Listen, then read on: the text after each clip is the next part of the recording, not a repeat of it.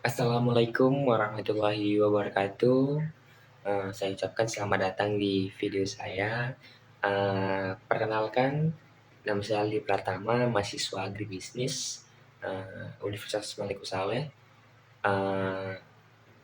Jika sebelumnya saya sudah menjelaskan beberapa materi mengenai mata kuliah manajemen dan risiko bisnis, di sini saya akan menjelaskan materi mengenai konflik, di mana ini bagian dari mata kuliah manajemen dan risiko bisnis. Baik, tanpa memperpanjang waktu, kita langsung saja masuk ke pembahasan mengenai materi konflik.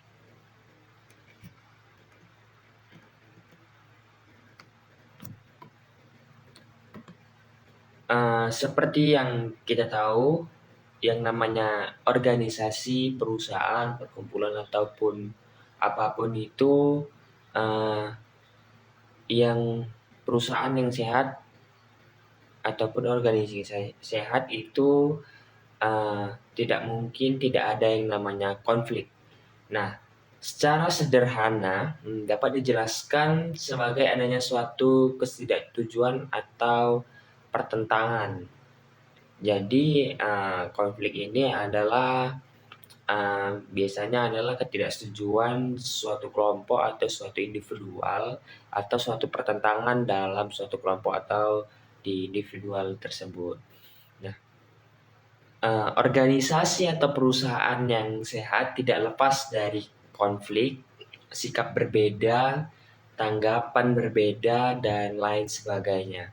Konflik akan memberikan perspektif berbeda tentang suatu isu atau masalah. Organisasi yang sehat adalah organisasi yang mampu mengelola dan menjadikan konflik menjadi energi dan ide inovasi dalam berkinerja. Nah, menurut Brokis dan media pada tahun 2022, maksud saya pada tahun 2002, konflik karyawan di tempat kerja adalah kejadian yang biasa sebagai dampak dari perbedaan kepribadian dan nilai-nilai yang dimiliki oleh masing-masing individu. Menangani konflik karyawan secara tepat waktu merupakan suatu hal yang penting untuk menjaga lingkungan pekerjaan yang sehat. Keyakinan bahwa suatu konflik kecil akan hilang begitu saja adalah asumsi yang tidak tepat, karena konflik yang sederhana seringkali dapat berkembang menjadi masalah besar jika tidak ditangani secara benar. Nah, dinamika perubahan yang terjadi dalam dan di luar organisasi, latar belakang rekan kerja yang berbeda, peraturan yang terus berubah membuat tuntutan kerja yang semakin tinggi dan membutuhkan kemampuan keras dan kemampuan lunak yang beragam dalam melakukan tugas dan fungsi kita sebagai aparatur sipil negara. Revolusi industri 4.0 yang memfokuskan pada penguasaan pada pemanfaatan teknologi tidak mengurangi kepentingan untuk dapat menjalin hubungan dengan berbagai ragam orang dengan kepentingan membangun komunikasi dengan baik dan semakin membutuhkan kita untuk bisa lebih transformatif. Perubahan dan tuntutan yang terjadi dalam organisasi dan di luar organisasi kita, suka atau tidak suka, akan mendorong terjadinya konflik dalam organisasi pemerintah. Gejolak yang timbul tentunya akan menimbulkan terjadinya konflik kepentingan. Perbedaan pendapat, latar belakang, persepsi, dan tolak ukur akan menjadi sebuah alasan terjadinya konflik. Namun, jika manajemen mampu melakukan manajemen konflik yang baik, maka konflik tersebut tidak hanya akan membawa efek negatif, namun bisa menjadi sebuah momentum untuk lahirnya suatu perbaikan yang diinginkan orang banyak. Eskalasi konflik akan terjadi ketika para pemimpin birokrasi tidak mampu mengendalikan dan mengatasi konflik.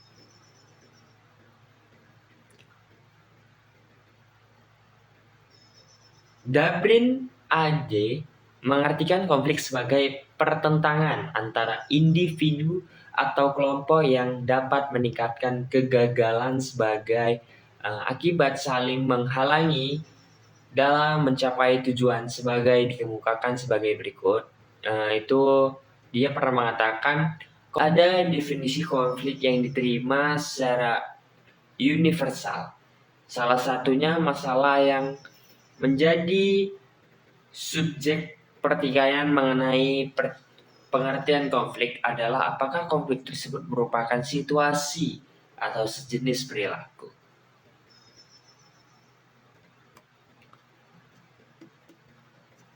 Nah, kalau menurut Egan Jins 2007 mendefinisikan konflik yaitu ketidaksepakatan tentang tujuan atau cara mencapai tujuan itu. Konflik dapat dilihat sebagai peningkatan secara simultan dari dua atau lebih motif yang tidak sesuai.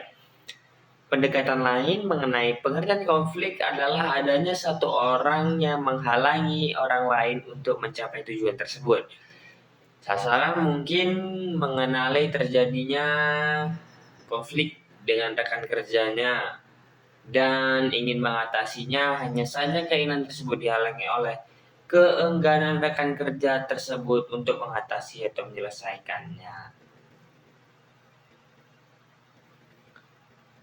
Selanjutnya Egan mengatakan bahwa konflik terjadi ketika ada gap antara apa yang diharapkan seseorang dan kenyataan yang ada.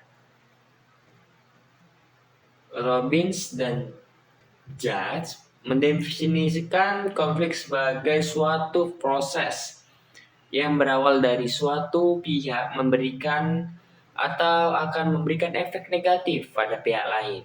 Dan ini tentu sangat luas artinya. Definisi ini dapat meliputi ketidaksetujuan akan tujuan, perbedaan interpretasi terhadap fakta, ketidaksetujuan yang disebabkan karena perilaku dan lainnya.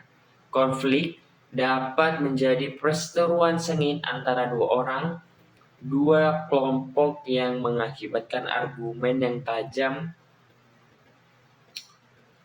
dan konflik dapat menyebabkan kondisi emosi yang tidak stabil bagi yang mengalaminya.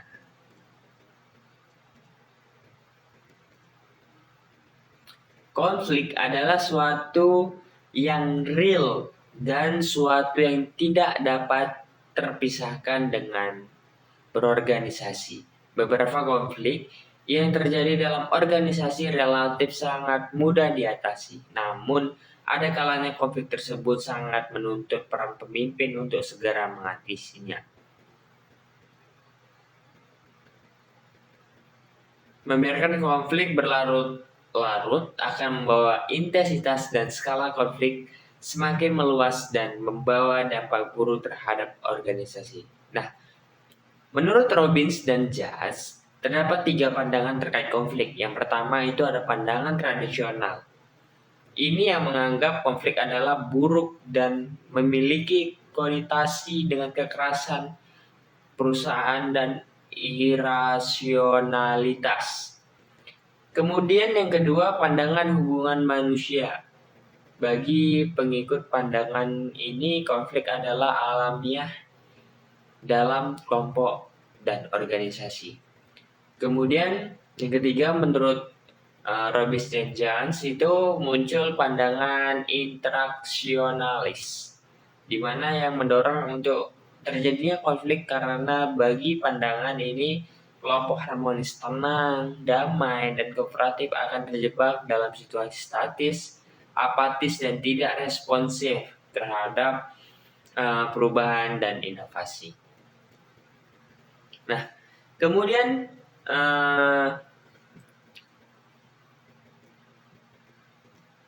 terdapat juga sumber konflik. Sebagaimana yang telah saya sampaikan, dapat dipahami bahwa Konflik ini merupakan suatu yang melekat dalam kehidupan sehari-hari dan tidak dapat dihindari keberadaannya. Konflik dalam organisasi pemerintahan terjadi karena adanya perbedaan berbagai nilai, sikap, serta kepentingan para aktor.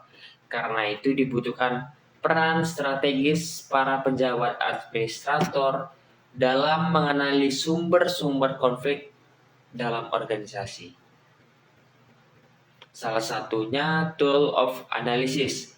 Untuk mendeteksi sumber-sumber konflik adalah dengan menggunakan metode yang dinamakan the circle of conflict model atau model lingkaran konflik yang diadaptasi dari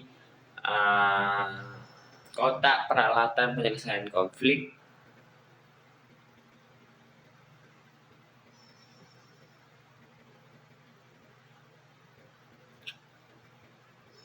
Kotak peralatan penyelesaian konflik merupakan sebuah instrumen untuk mendiagnosa 5 sumber konflik, yaitu nilai-nilai, hubungan atau relasi, data, kepentingan, dan struktur.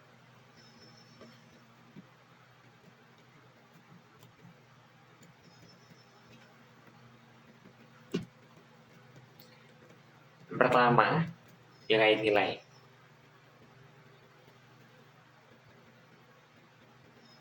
Nilai-nilai sebagai merupakan cara pandang dan kepercayaan yang berbeda dari berbagai pihak yang terlibat dalam konflik. Menurut Furlong, perbedaan nilai-nilai kehidupan mencakup hal yang berlaku secara umum, seperti perbedaan nilai yang bersumber dari agama, kepercayaan, moral, etika, norma, budaya, serta perbedaan nilai-nilai yang berlaku dalam organisasi, aturan-aturan spesifik yang mengatur tata tertib secara berorganisasi. Ketika nilai yang diyakini oleh pihak yang berkonflik berbeda dari cara pandang berbeda, perbedaan ini akan menimbulkan konflik. Yang kedua itu adalah relasi atau hubungan. Hubungan personal di antara individu-individu ataupun kelompok yang ada dalam organisasi dapat menjadi sumber konflik. Trigger atau pemicu dari konflik yang bersumber pada hubungan yang negatif dan buruk di masa lalu ini akan menumbuhkan bibit-bibit konflik serta persepsi negatif. Hubungan yang negatif antara individu atau kelompok ini akan membakar amarah dan menyebabkan konflik. Yang ketiga itu ada data. Data yang tidak signifikan dapat menjadikan sumber konflik dalam organisasi. Sumber-sumber konflik dari data ini dapat berupa data yang tidak benar seabsahnya, data yang tidak lengkap, perbedaan informasi yang simpang siur, atau dapat berubah interpretasi data yang berbeda, atau data yang terlalu banyak atau sangat kurang. Intinya perbedaan sumber data dapat menjadikan pemicu konflik. Yang keempat itu ada kepentingan. Perbedaan kepentingan dapat menjadikan sumber konflik. Kepentingan dapat bersumber dari kebutuhan, keinginan, harapan yang berbeda dari satu sama lainnya sehingga menimbulkan konflik. Kepentingan ini dapat juga berupa kontestasi kepentingan antara individu atau kelompok baik secara emosional, prosedural maupun substansi. Yang kelima itu ada konflik secara struktural, di mana adalah konflik yang bersumber dari rasa ketidakadilan, kesewenangan, kompetisi yang tidak sehat dan lainnya sebagainya, yang menyebabkan individu atau kelompok terusik. Konflik ini dapat saja menyentuh hal-hal yang berkaitan dengan ekonomi dan kewenangan. Kemudian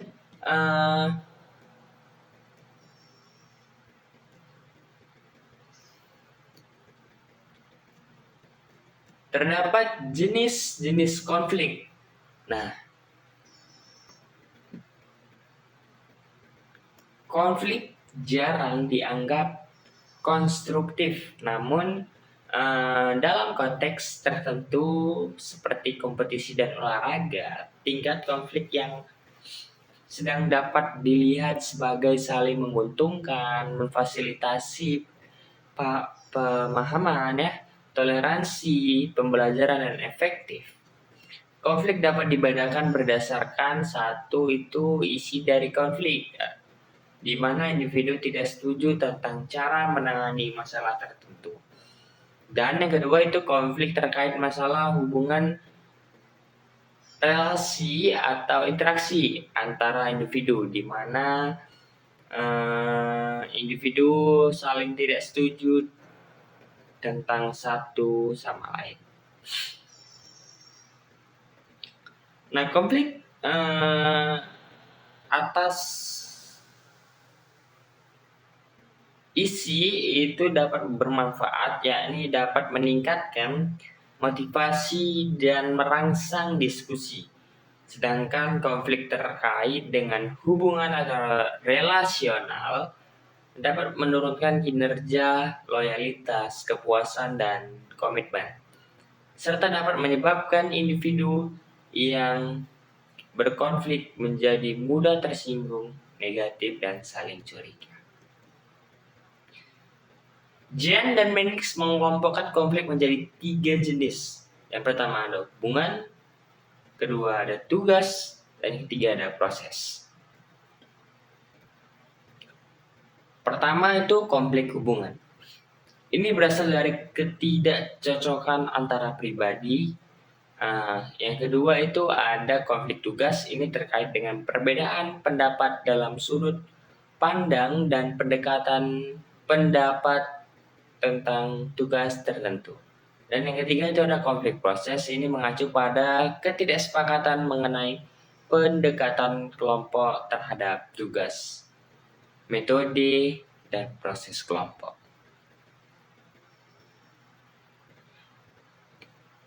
Perhatikan bahwa konflik hubungan dan konflik proses bisa berbahaya bagi pencapaian tujuan organisasi. Sedangkan konflik tugas dingerai bermanfaat bagi organisasi karena mendorong tumbuhnya berbagai keragaman pendapat. Meskipun harus berhati-hati agar tidak berkembang menjadi konflik proses atau berhubungan. Konflik tugasnya dikaitkan dengan 2 dampak yang saling terkait dan menguntungkan. Pertama itu berkenaan dengan kualitas keputusan kelompok, yakni mendorong pemahaman kognitif yang lebih besar tentang masalah yang sedang dibahas. Ini mengarah pada pengambilan keputusan yang lebih baik untuk kelompok yang menggunakan konflik tugas. Kemudian yang kedua itu berkenan dengan penerimaan keputusan kelompok yang efektif. Konflik tugas dapat menyebabkan peningkatan kepuasan dengan keputusan kelompok dan keinginan untuk tetap di dalam kelompok.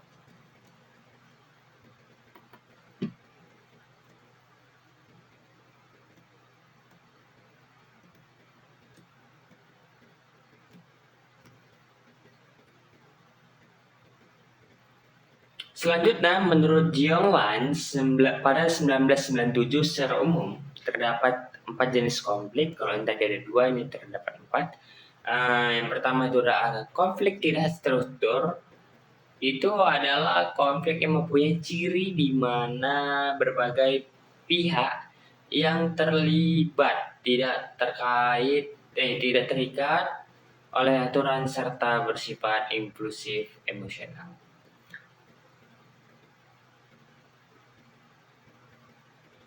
Yang kedua itu ada konflik terstruktur sepenuhnya. di mana ini mempunyai ciri di pihak yang berkonflik terikat aturan-aturan, norma dan standar etika tertentu. Kemudian yang ketiga itu ada konflik terstruktur sebagian. Ini mempunyai ciri di mana satu pihak tetap mengikatkan diri dengan aturan yang ada, namun terkadang emosi tidak terkontrol. Kemudian yang keempat itu ada konflik revolusioner, di mana ini adalah salah satu bentuk ekstrim dari konflik yang tidak terstruktur. Konflik revolusioner ini mencirikan konflik dalam skala besar yang tidak terikat oleh peraturan waktu, budaya, mitos, atau cara pandang yang sama. Nah, kemudian selanjutnya ada namanya pemicu konflik. Nah,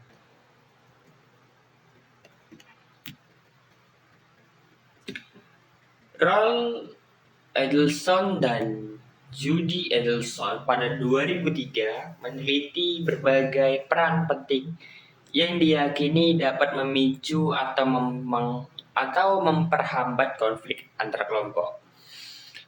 Atas dasar tinjauan pada beberapa literatur yang relevan disimpulkan ada 5 domain atau perasaan atau keyakinan yang menonjol sebagai pemicu konflik, baik di tingkat antar individu maupun antar kelompok, yaitu superioritas, ketidakadilan, kerentanan, ketidakpercayaan, dan ketidakberdayaan. Kita bahas satu-satu. Pertama ada superioritas. Ini tingkat individu, di mana keyakinan rasa superior tingkat individu ini berkisar pada keyakinan abadi seseorang bahwa ia lebih baik daripada orang lain dalam hal-hal penting. Sekelompok sikap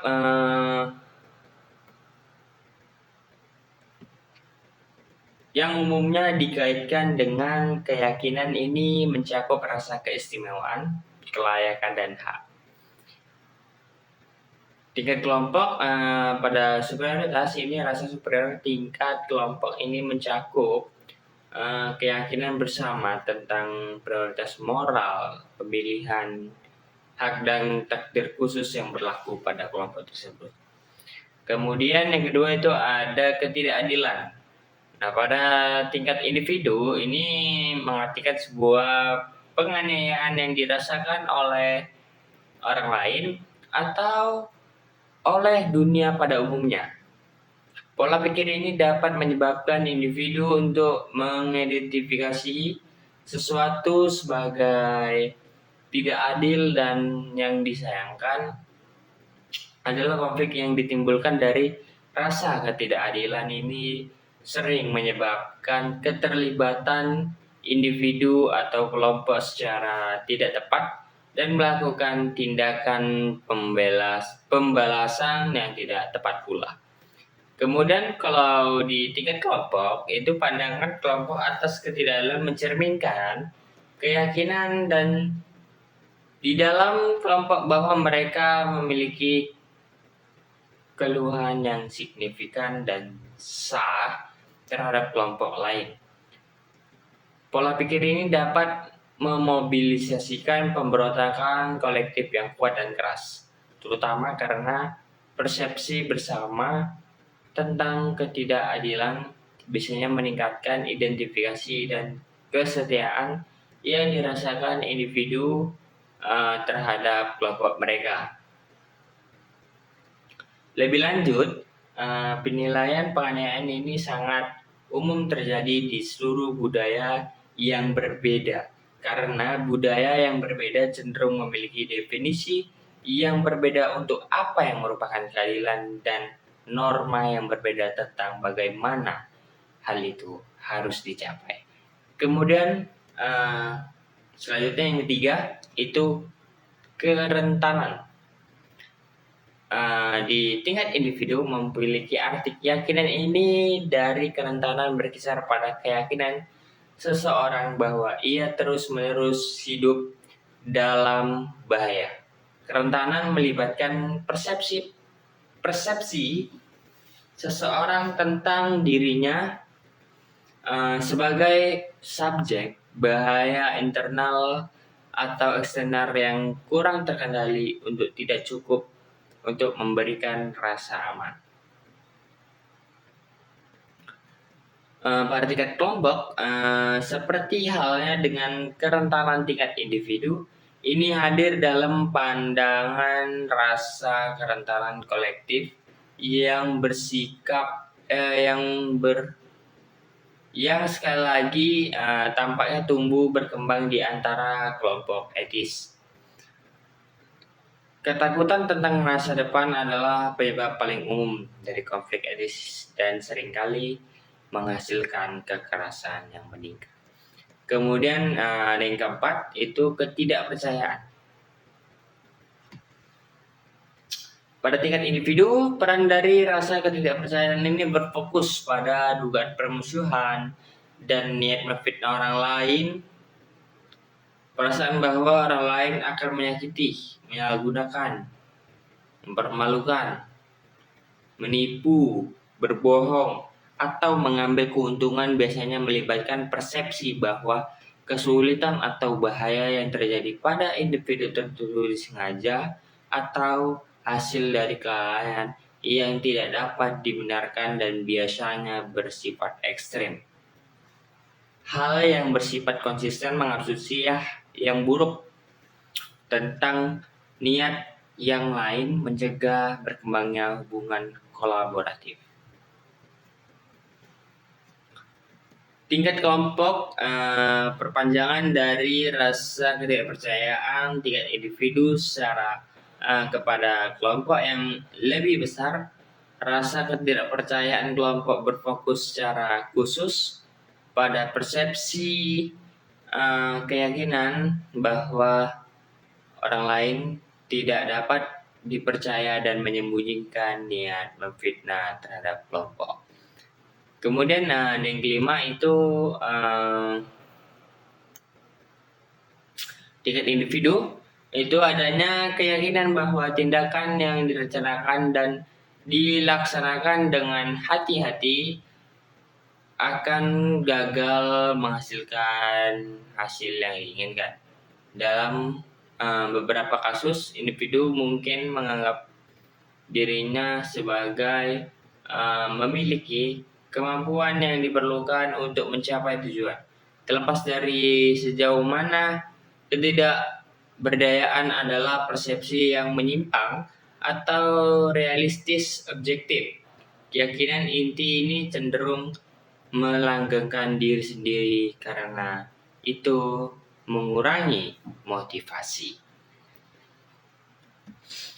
Kemudian tingkat kelompok menggambarkan pola pikir kolektif tentang ketidakberdayaan dan ketergantungan.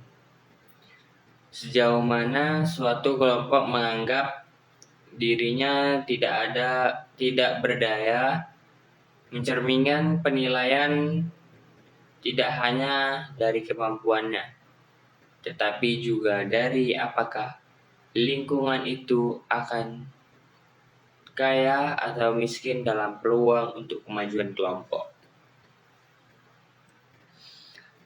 Selanjutnya, menurut Acua Lucier pada tahun 2010 ini menjelaskan bahwa pemicu konflik itu ada 4. Yang pertama itu konflik muncul saat 2 atau lebih orang atau kelompok berpikir berbeda. Kemudian yang kedua itu ada konflik muncul jika orang yang berbeda memiliki cara pandang yang berbeda terhadap suatu objek yang memiliki yang sama. Perbedaan pegawai dari satu unit ke unit lain dapat dipersepsi berbeda antara satu pegawai dengan pegawai lain.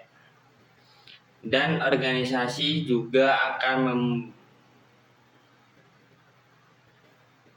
memiliki persepsi mengenai saat melakukan restorasi kepada pegawainya.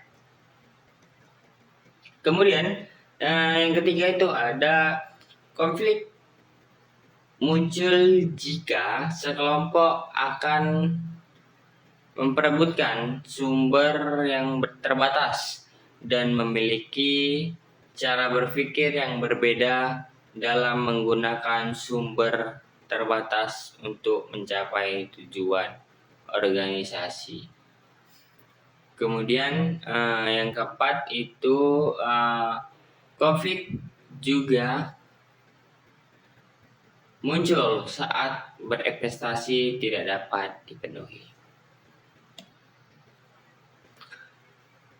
Dampak konflik. Maksudnya yang kelima itu dampak konflik. Asumsi umum adalah bahwa konflik cenderung memiliki konsekuensi negatif bagi individu dan organisasi. Konflik kadang-kadang merupakan bagian tak terhindarkan dari kehidupan pribadi kita, dan tempat kerja kita tidak kebal terhadapnya. Namun, konflik di tempat kerja atau selalu mudah diselesaikan.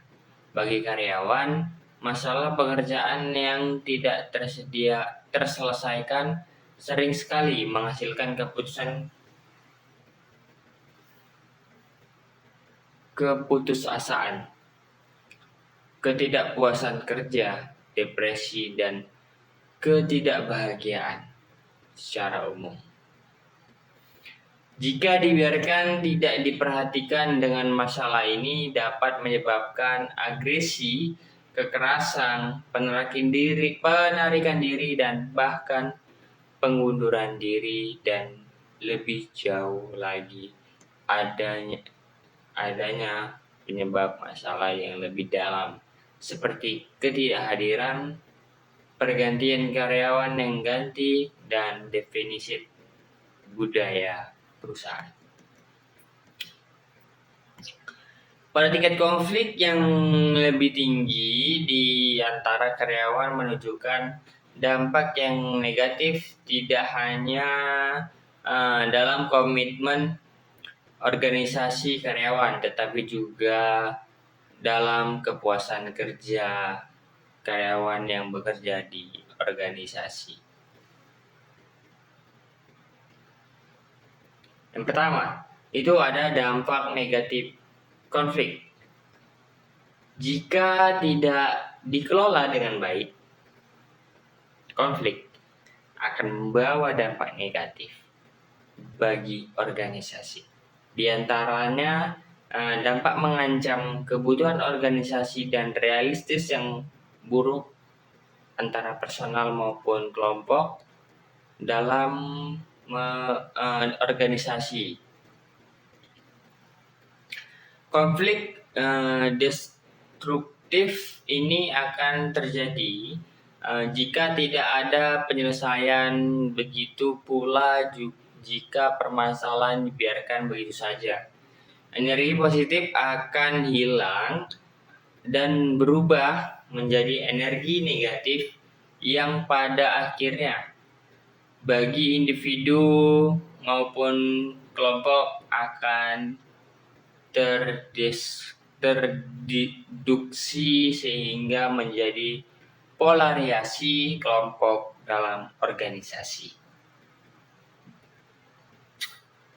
Beberapa dampak negatif yang disebabkan konflik menurut Angelina Mugensa pada tahun 2014. Itu pertama ada penurunan produktivitas. Jadi konflik di tempat kerja memengaruhi produktivitas yang cukup tinggi karena pihak-pihak yang terlibat dalam konflik sebagai besar waktu perlu berfokus pada masalah pribadi daripada bekerja sendiri. Ketakutan, resistensi, kecurigaan, dan konspirasi menjadi di mereka yang melibatkan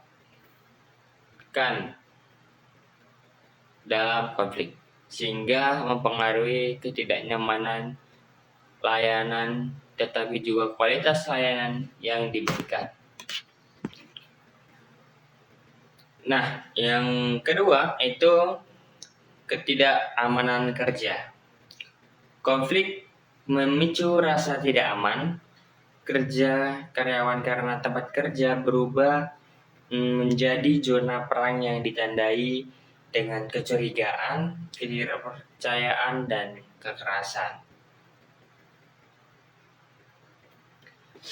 Lingkungan yang mengancam ini membuat banyak orang yang bukan penebar konflik takut akan kehidupan mereka dan merencanakan untuk keluar dari organisasi.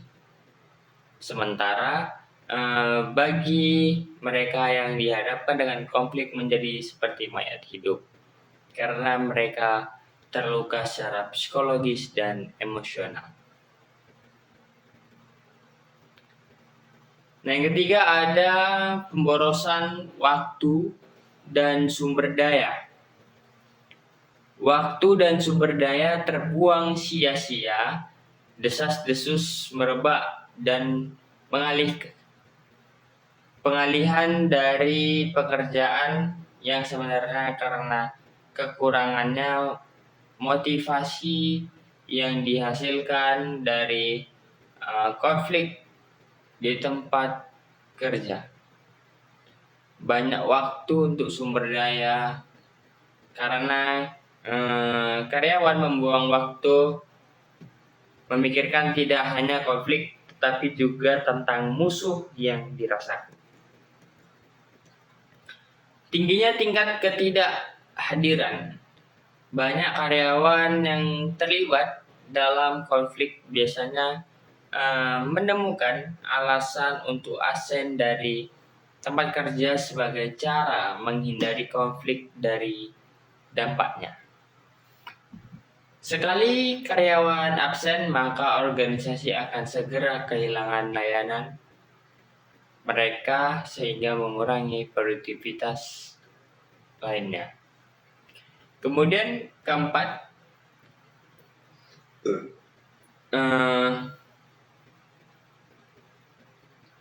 tingkat pergantian karyawan yang tinggi. Banyaknya karyawan meninggalkan organisasi untuk mencari tempat dan pekerjaan yang lebih baik, menunjukkan level konflik yang meningkatkan di organisasi tersebut. Keluarnya staf dari organisasi sebagai cara menghindar konflik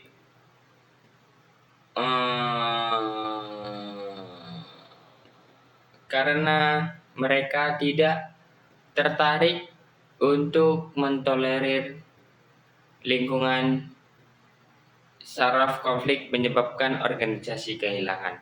Kemudian yang kelima,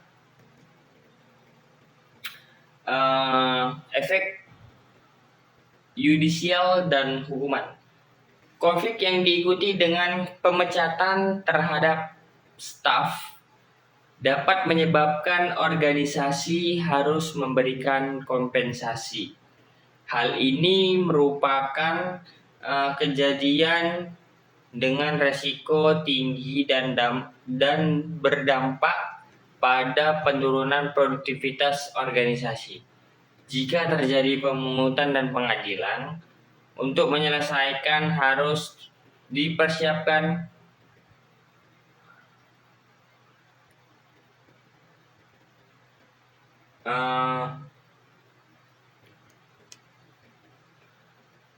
saya ulangi, jika terjadinya pemungutan di pengadilan untuk menyelesaikan kasus di persidangan, jika terbukti bahwa pemecatan terhadap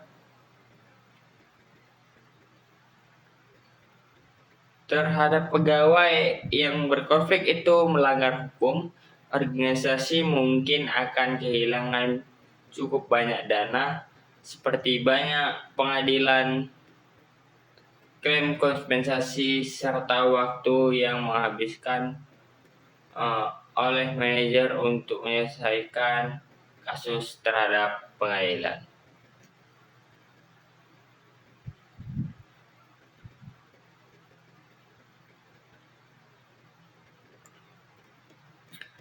Kemudian dampak positif konflik. Jadi suatu organisasi tanpa konflik mungkin akan menjadi organisasi tersebut apatis. Konflik mengindikasikan adanya keterlibatan, komitmen, dan kepedulian setiap insan organisasi. Konflik dapat merangsang pembaharuan dan peningkatan hubungan interpersonal yang terus-menerus.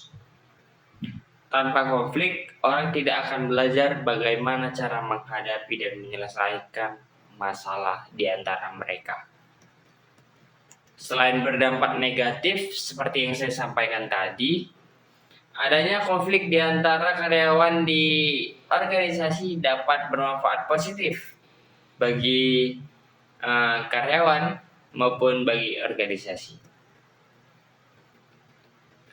Konflik ditenggarai tidak hanya memberikan dampak positif bagi organisasi, tapi juga diperlukan bagi seseorang untuk membangun proses bekerja secara efektif. Menyelesaikan konflik berarti menantang proses dan prosedur yang normal dan mapan yang ditujukan untuk meningkatkan produktivitas individu atau memperkenalkan sistem inovatif.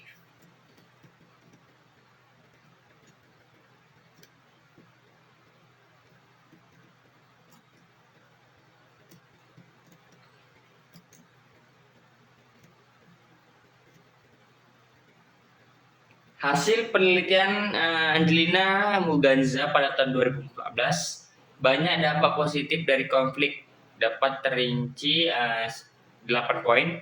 Yang pertama itu untuk membangun kerja sama tim, di mana konflik konstruktif, membangun kohesi staf pada tujuan bersama untuk mencapai hasil.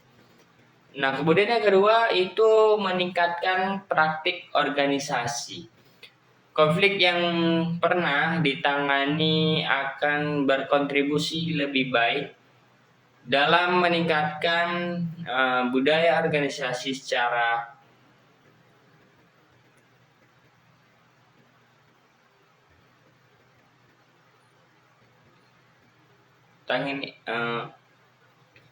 saya ulangi ya, meningkatkan praktik organisasi konflik yang pernah ditangani akan berkontribusi lebih baik dalam meningkatkan budaya organisasi melalui partisipasi semua staf.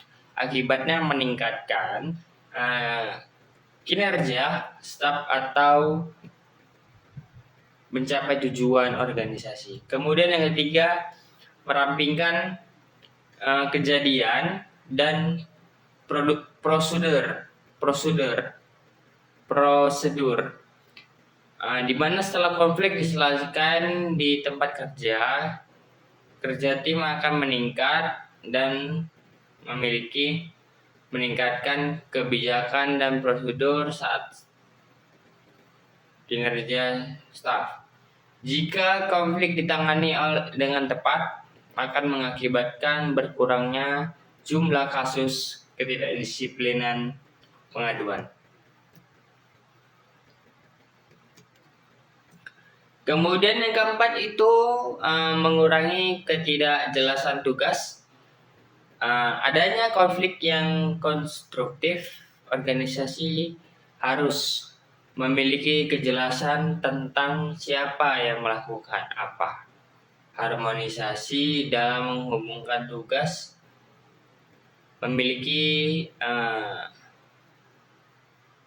kinerja yang efektif. Misalnya pengangguran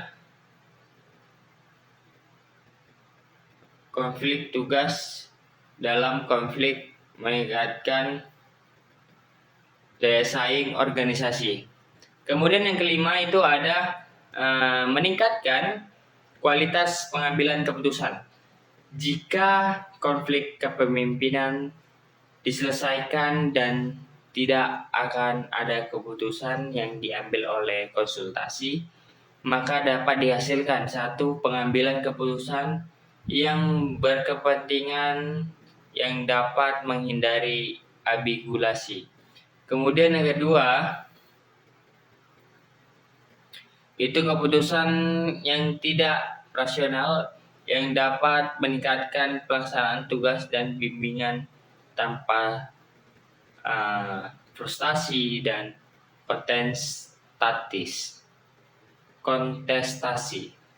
Jika keputusan tersebut menghasilkan pemecatan terhadap pekerja yang kinerja buruk, dapat menjadi perubahan keuntungan bagi organisasi.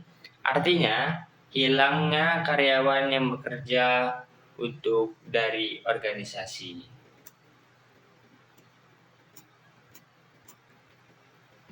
Yang keenam itu ada peningkatan keterampilan manajemen konflik di tempat kerja.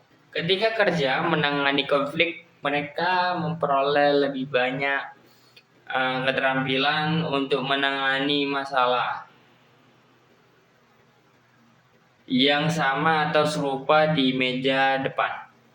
Jika konflik tetap ada, manajer yang baik mungkin menyarankan pelatihan staf tentang mekanisme manajemen konflik di tempat kerja. Kemudian yang ketujuh itu ada peningkatan kepuasan kerja, di mana kepuasan kerja pada karyawan di organisasi manapun dapat memberikan keuntungan luar biasa bagi organisasi tersebut. Jadi ini di mana organisasi dapat memberikan keuntungan luar biasa bagi organisasi manapun. Karena pekerjaan yang memiliki semangat tinggi diharapkan untuk bekerja lebih baik dan menghasilkan lebih banyak, mengambil cuti lebih sedikit atau tetap setia dari perusahaan. Kemudian ada yang ke-8 yang terakhir itu meningkatkan komitmen kerja jika konflik muncul dan mendapatkan solusi yang sesuai untuk bekerja. Akan meningkatkan komitmen untuk bekerja yang menampakkan bagi pemohon dari berbagai organisasi dapat mencakup masa kerja yang lebih lama. Menurunnya keinginan untuk berhenti dan kepuasan kerja yang lebih besar. Karyawan yang berkomitmen ditandai sebagai anggota organisasi kerja yang loyal dan produktif, yang tidak hanya mengikuti visi dan tujuan organisasi, tetapi juga mengidentifikasi prinsip-prinsip organisasi. Oke, mungkin sekian dari video ini. Apabila ada ketidaksesuaian penyampaian, saya mohon maaf. Saya akhiri. Wassalamualaikum warahmatullahi wabarakatuh.